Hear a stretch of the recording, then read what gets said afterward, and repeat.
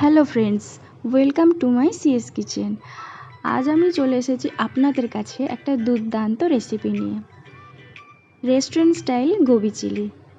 এই রেসিপিটা বানানোর জন্য কি কি লাগবে চলুন দেখে নেওয়া যাক। একটা বোলে আমি নিয়ে নিয়েছি কিউবস করে রাখা পেঁয়াজ, গোবি রয়েছে, এখানে আদা রসুন চপ করা, ক্যাপসিকাম রয়েছে, কর্নফ্লাওয়ার এখানে আছে, এখানে কাঁচামরিচ আছে, আর এখানে রেড চিলি পেস্ট আছে। একটা বোলে আমি ময়দা নিয়ে নেব, এখানে আপনারা পরিমাণ মতো নিতে পারেন। তারপরে নিয়ে নেব কর্নফ্লাওয়ার, এর ওপরে আমরা একে একে সবই দিয়ে দেব, লবণ দিয়ে দেব, তারপরে আমি এখানে একটা ডিম ফাটিয়ে দিয়ে দেব। এবার ভালো করে মিক্স করে নেব।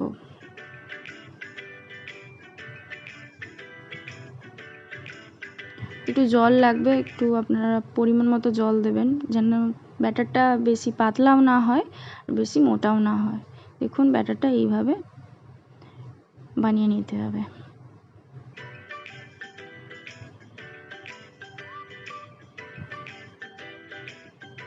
তারপর কেটে রাখা গোবিগুলো আমি এখানে অ্যাড করে দেব।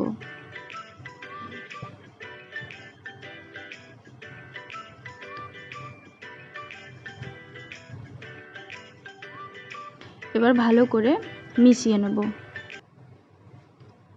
ভালো করে মিশিয়ে রাখার পর আমি কড়াতে গরম হতে দেব তেলটা। সাদা তেল দিয়েছি, ডিপ ফ্রাই করব এটাকে।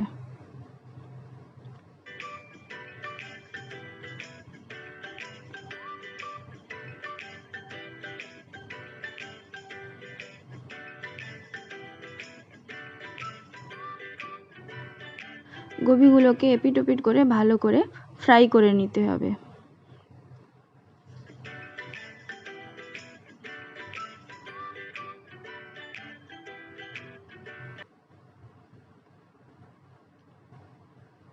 ফ্রাই হয়ে গেছে, এবার আমি গোবিগুলোকে উঠিয়ে নেব।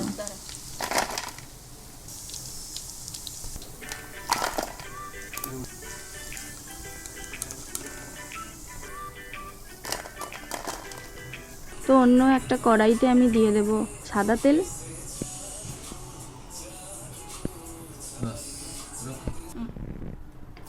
এবার তেলটা গরম হয়ে গেলে আমি চপ করে রাখা আদা রসুন কুচি দিয়ে দেব।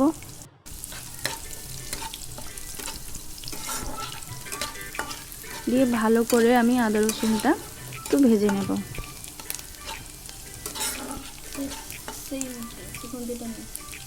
তারপর কেটে রাখা ক্যাপসিকামটাও এর উপরে আমি দিয়ে দেব।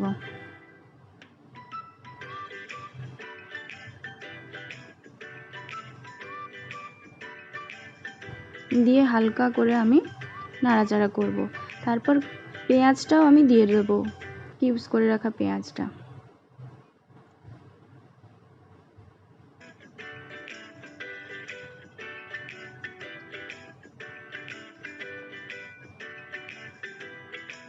দিয়ে আমি নাড়াচাড়া করব। বেশি ভাজার দরকার নেই, হালকা শ্যালো ফ্রাই করতে হবে এটাকে।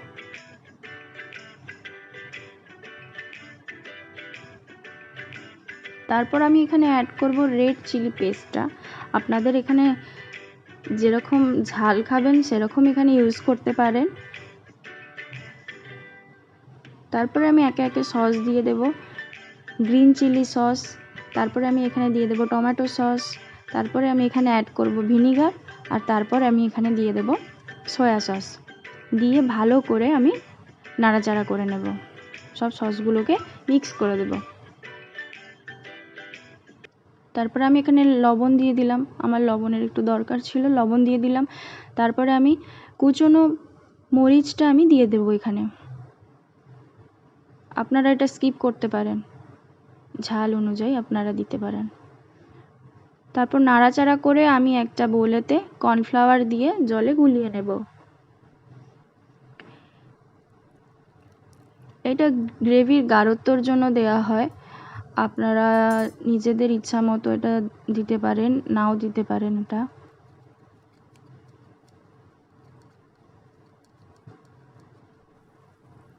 তো আমি দিয়ে দেব এই কর্নফ্লাওয়ার গোলা জলটা।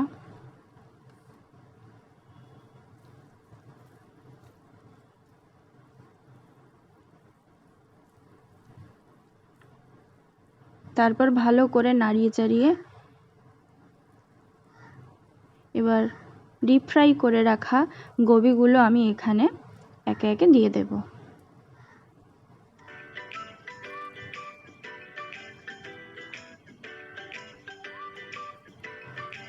তারপর এটাকে ভালো করে নাড়িয়ে চাড়িয়ে নিলেই আমার গোবি চিলি রেডি। তো কেমন লাগলো এই রেসিপিটা অবশ্যই আমাকে একটা কমেন্ট করে জানাবেন।